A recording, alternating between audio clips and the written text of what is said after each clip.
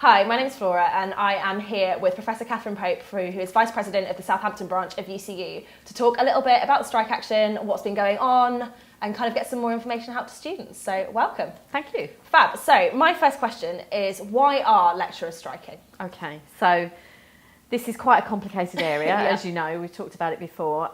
We're striking because we were promised a decent pension, and in January this year we were told that that was being taken away. Yeah. So that's the bottom line, really, Okay. about what it's a dispute about pensions. Yeah. The particular details of it are that the employers wanted to move to something called a defined contribution pension, which is the kind of pension where I would have a pot of money that would be built up over my career, Yeah. and that money would be invested and I would get whatever came out for me Yeah. for my pension. So I would have no idea, depending on the vagaries of the stock market, Yeah. what kind of pension I would have. Whereas the pension that staff are currently on is called a defined benefit, which I quite like that term because I can understand it. It means that I know what I'm getting. The benefits that I get out, I can predict, Yeah. because they are a percentage of what I earn. Okay. So it gives people some financial security for planning their retirement and their old age. Okay. So that's why people were so angry, was Yeah. that they were being asked to move. They'd been promised something, and then they were asked to move to a new kind of pension, and the new kind of pension looked really, really bad. Yeah. And I've been astonished, actually, just how angry that has made people. Cool, thank you. So as the kind of strike action has been progressing, there's been a lot of different things going on and a lot of different kind of ways of striking. And two terms that kind of get put out are strike action, but also action short of a strike. Yeah.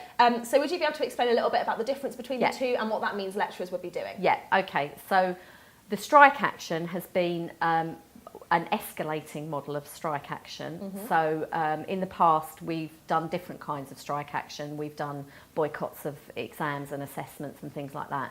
This time, I think the discussion in the union was about trying to make our point really powerfully, and I think trying to make our point as quickly as possible so we could get the pain over with, because we'll talk about this in a minute, the pain for the students, we are really, really conscious of that. So we had an escalating model which was building up the number of days on strike. So we started with 2 days, then 3 days the following week, 4 days the following week, and then 5 days. So we've done 14 days of strike action, and strike action is withdrawing your labour. And the ways that staff here withdrew their labour was either they came and stood on a picket line and held placards and tried to explain to passing students why we were on strike, or they withdrew their labour by staying at home. And I'd just like to give a big shout out to all the students who supported us in that, because it was in some of the coldest days of the year. Yes. And students were absolutely awesome. They came out, they brought cakes and cups of coffee, and they were just absolutely fabulous. So that's the strike action. Yeah. And then ASOS, action short of a strike, can take many forms. Basically, it's not withdrawing all of your labour, but doing something else that makes a point about the dispute that you're in. And the particular form that took this time was something called working to contract. Okay. And I've had a lot of fun trying to explain this to people that don't work in a university, because basically we said we would work our contracted hours. Yeah. And that's all we said we would do for action short of a strike. Yeah. And so we worked our hours, and when we'd finished working our hours, we went home and had a life, which is what I understand normal people do who have jobs. But academics often don't work their hours. Yeah. They work very long hours, because what they do is they come in here, and if they're a teacher, they do teaching. If they're an IT person, they do their IT support job here. They work in the library. They do a research job. They do that here for a set number of hours, and then they go home taking their laptop and their smartphone and whatever other resources they need, and then they do another 4 hours, 5 hours at home, and then they often work on Saturday, and then sometimes, rather scarily, if you come in on a Sunday, you can see a few of them actually here in the university working their weekend hours. So what we said was we would just withdraw from that. So we withdrew from that, and we also withdrew from some other things that are voluntary activities that people do. So one of the big things was external examiners. So as a professor at the university, one of the things that I do is I help other universities by checking their exam processes and their teaching processes. And en masse, UCU members withdrew from that because that's an extra piece of work that normally people fit in at the weekends and in the evenings, and they take extra time to do that. So we just withdrew from that. So that was another part that got rolled into the action short of the strike. At the beginning of the strike action, we were told that staff here would have pay deducted for working their contracted hours. And again, this is quite a difficult thing to explain to people that don't work in a university system, because basically we were being told by the university that if we fulfilled our contract and worked our hours, that we would still be penalised because we were taking action short of a strike. And many members of staff received messages from their managers which said, if you're working to a pattern of action short of a strike, we would like you to prioritise roughly 60% of your workload in that time, which once you've seen an email that says that, it makes it really concrete that 40% of our workload is done outside our contracted hours, i.e. we're doing it for free. And that's why many of us are suffering the effects of stress, and we've got poor well-being and mental health, because actually we're working really long hours outside of the contracted hours. So it's been very, very interesting, the conversations that staff and students have had about the impact of action short of a strike, because it's really made people realise what the workloads are of the staff here at the university. Okay. So my next question is, we know that the strikes have been going on for quite a long period of time, and something of a kind of unprecedented period of time. But we've also heard reports that the strikes might continue and that this could be a really long-going issue. So can you talk us through how long you think the strikes are going to go on for, if you're able to answer that? So I don't have a crystal ball.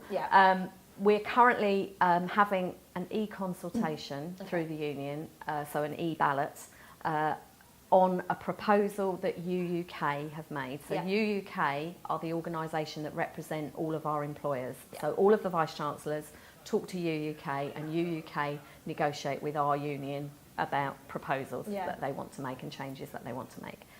So the e-consultation is a UUK offer which is to change the way that the valuation of our pension is done. They want to set up an independent evaluation panel which will have joint membership from UCU and from UUK, and they want to revisit how much money is in our pension, what the future liabilities are, redo the sums, which are really contested sums, and look at that and then come back to us with an offer for a pension.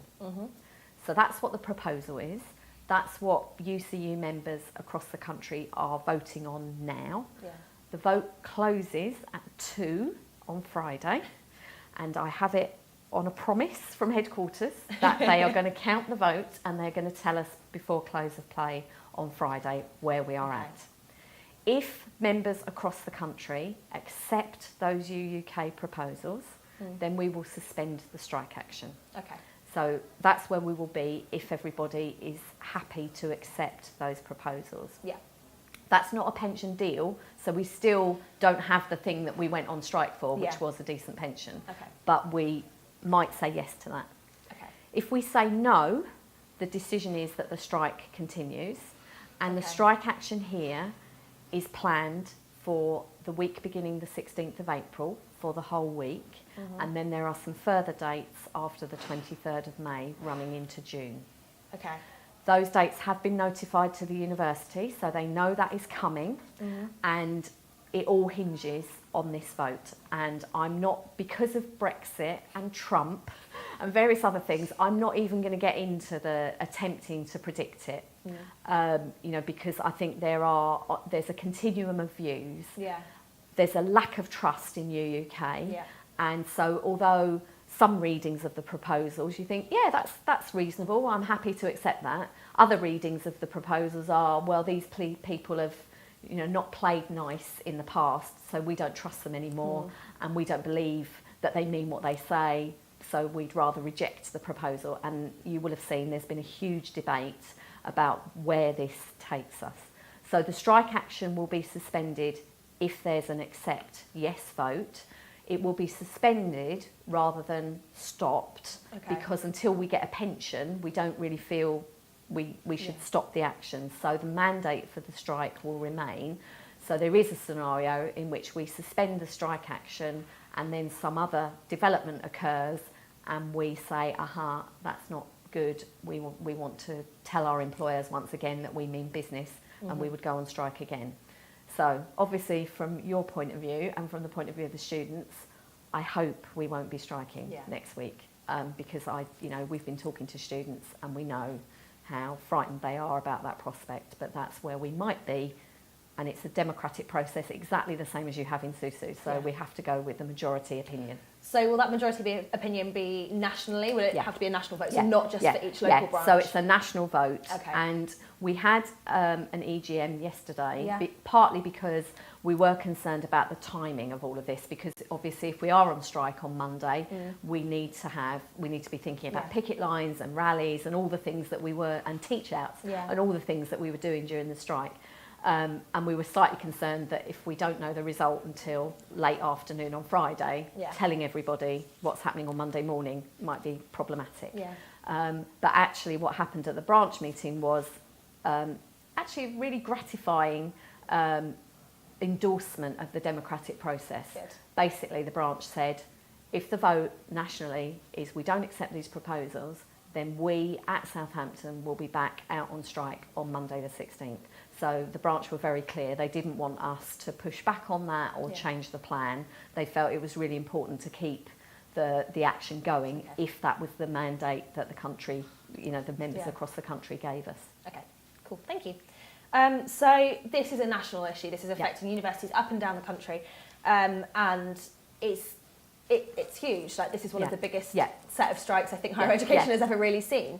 So I guess quite briefly, do you think Southampton itself, whether it's Southampton UCU or the university as a whole, has an ability to really impact this? Or do you think it's a wider picture that needs kind of everybody together to make a change? So like you, I've been astonished by how big this strike has been, because, and particularly at Southampton, because we really aren't a militant branch. UCU members here, even when they get angry about things, they normally just write a letter to somebody. They just say, I'm really very angry about this for these reasons.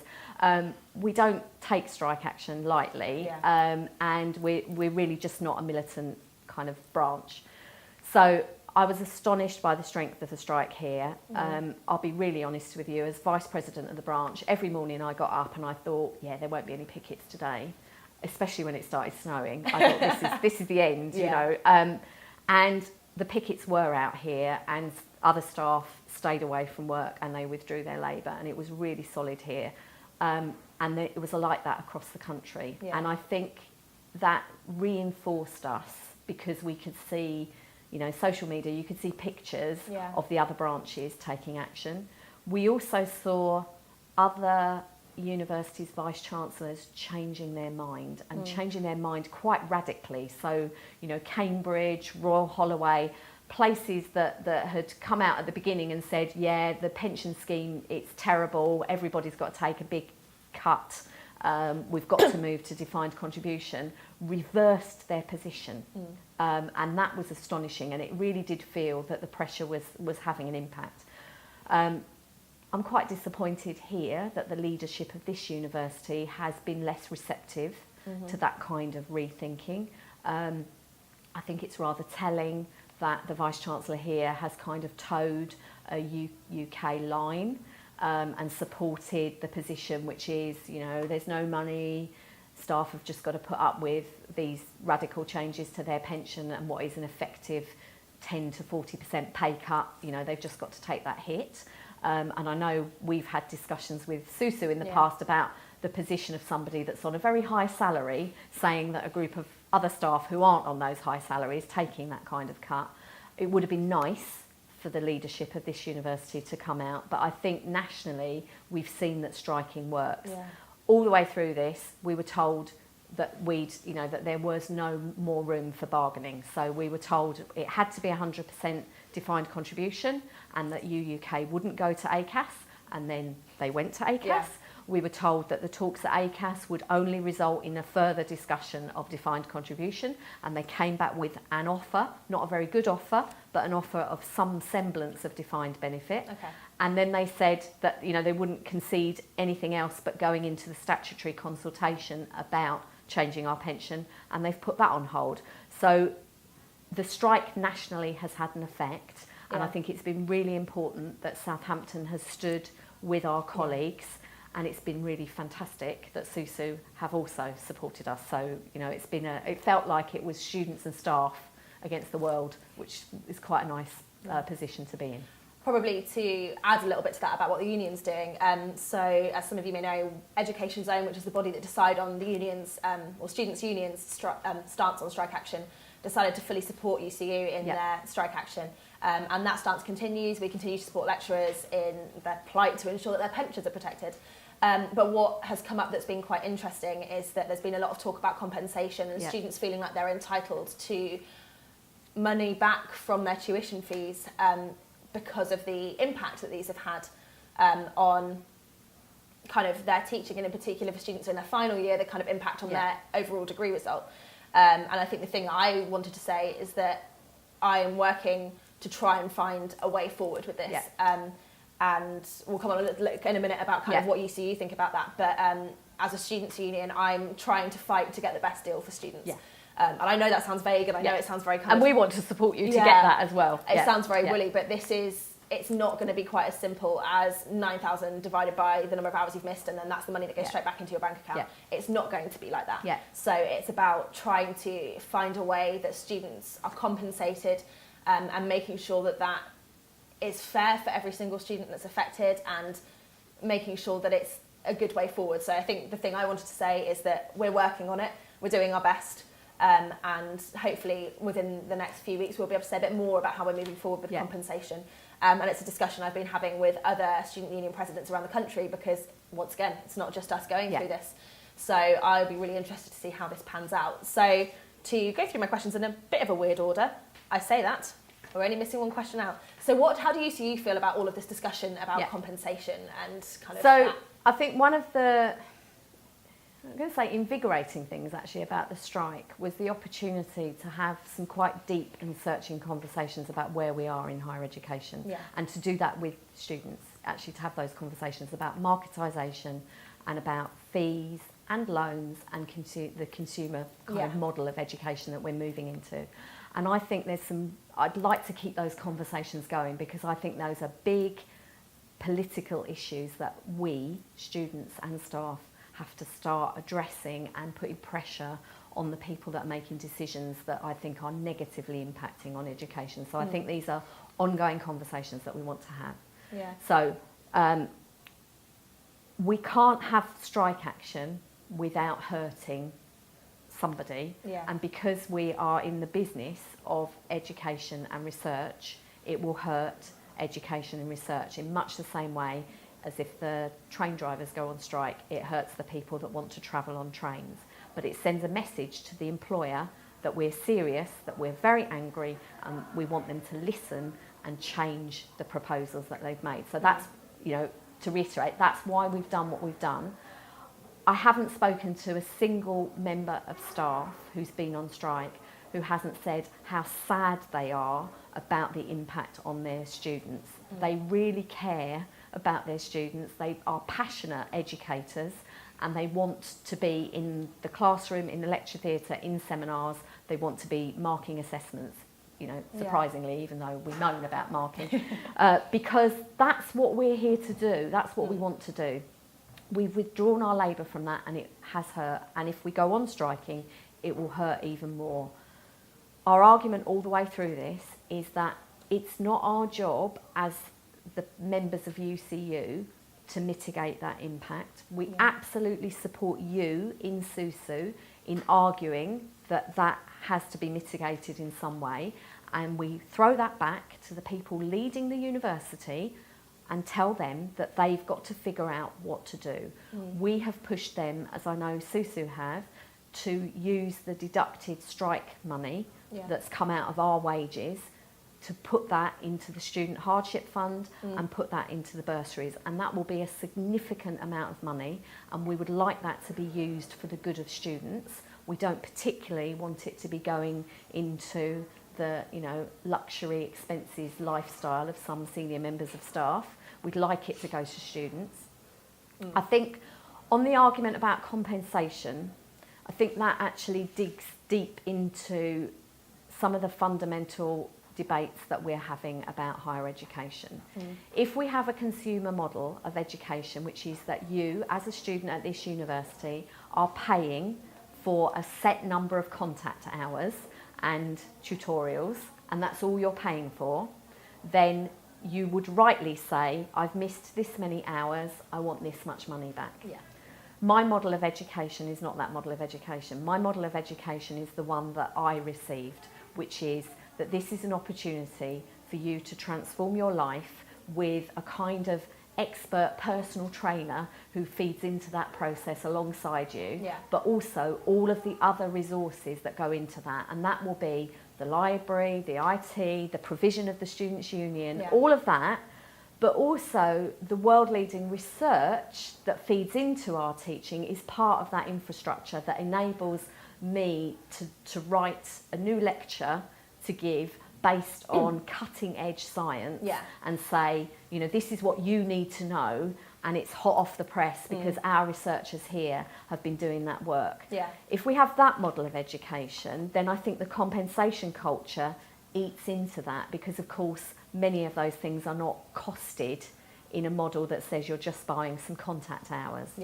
So whilst, you know, I've got teenage and college age students, children myself, for them I absolutely get that you feel like you've paid money and you want what you paid for. But I think the end product of that argument is essentially, why don't I just give you a degree? Why don't I just say, Flora, you look like a really nice young woman, and I'd really like you to get a good job. Here's a degree. What classification would you like? Because, you know, that's the model. If we really go into that marketisation model, that's where we end up.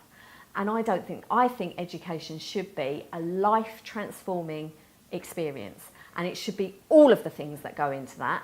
Some of that is the contact teaching, and some of that is the really hard graft that I know you have done and your colleagues in the Students' Union have done, of sitting for hours in the library and drinking lots of coffee to stay awake and all of that, and really, really grappling with an issue and using the resources that you've got to really understand an issue so that you can explain it back either in a piece of coursework or in an exam.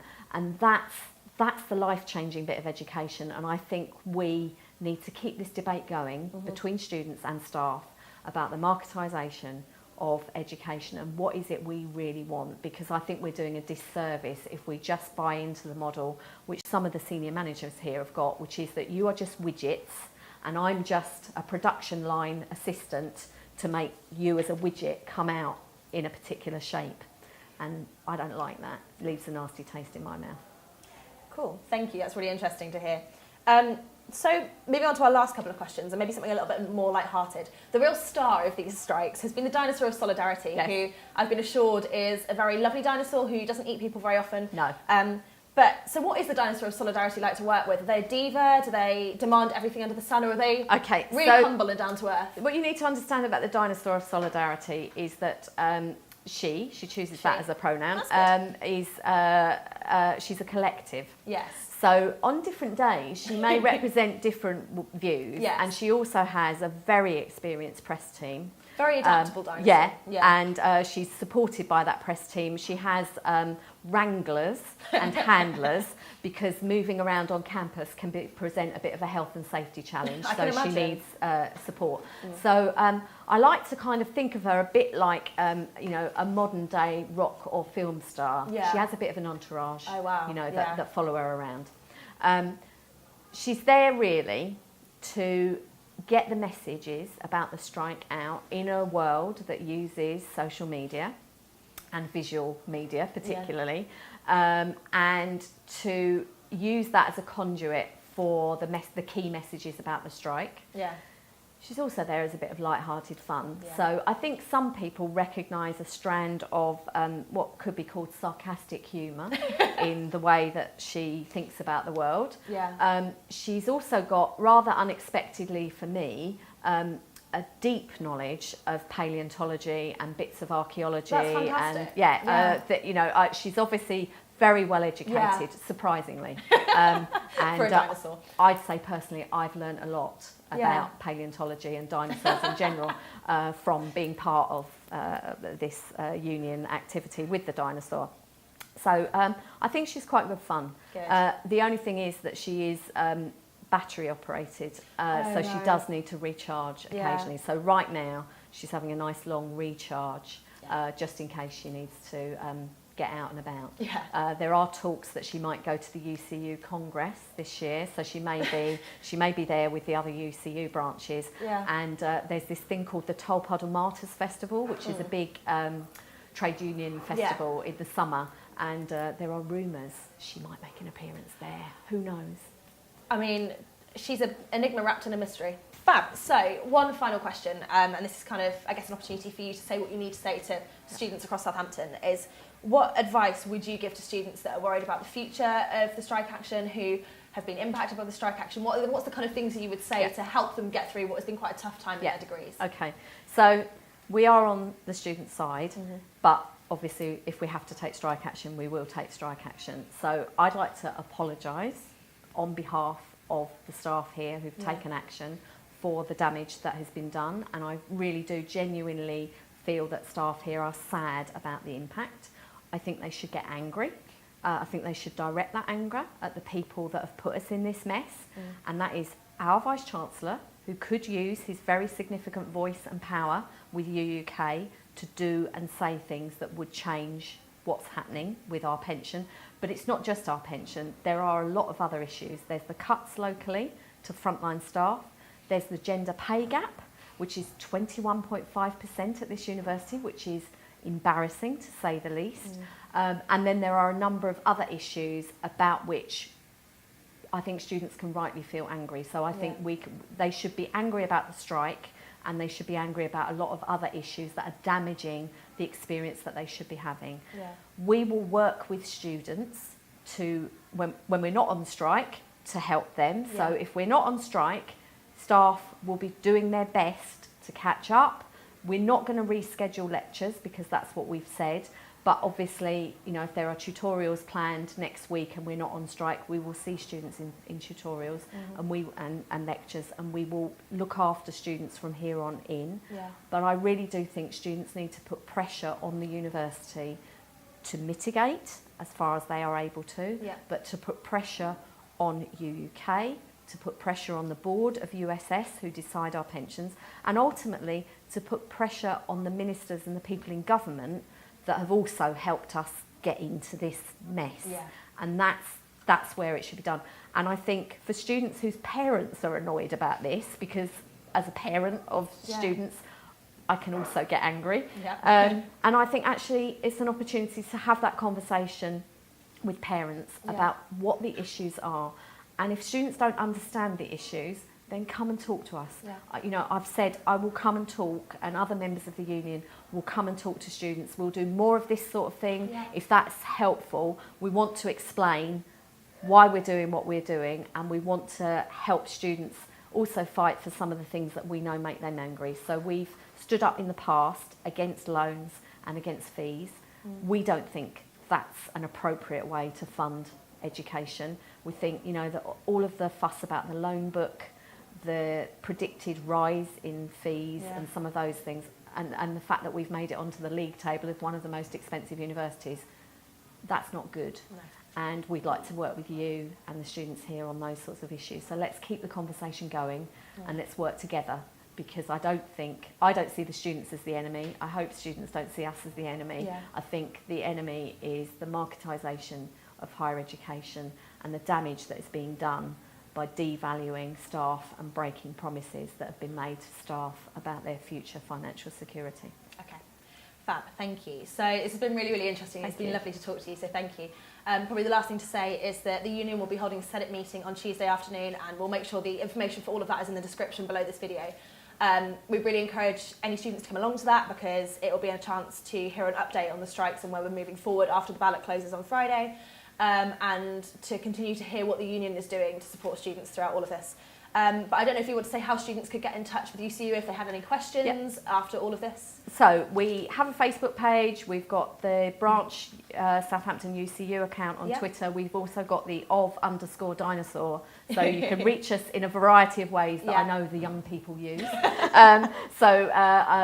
I'm very happy to try and answer questions there. If you collect questions together and you want to send them to us, you can send them to the UCU email and to the sutton.ac.uk, and we're happy to try and answer questions there. So just keep the questions coming, and we'll keep the debate going, and we'll try and answer them for you. Fab. Thank you very much. Thanks a lot. Cheers. Great to talk.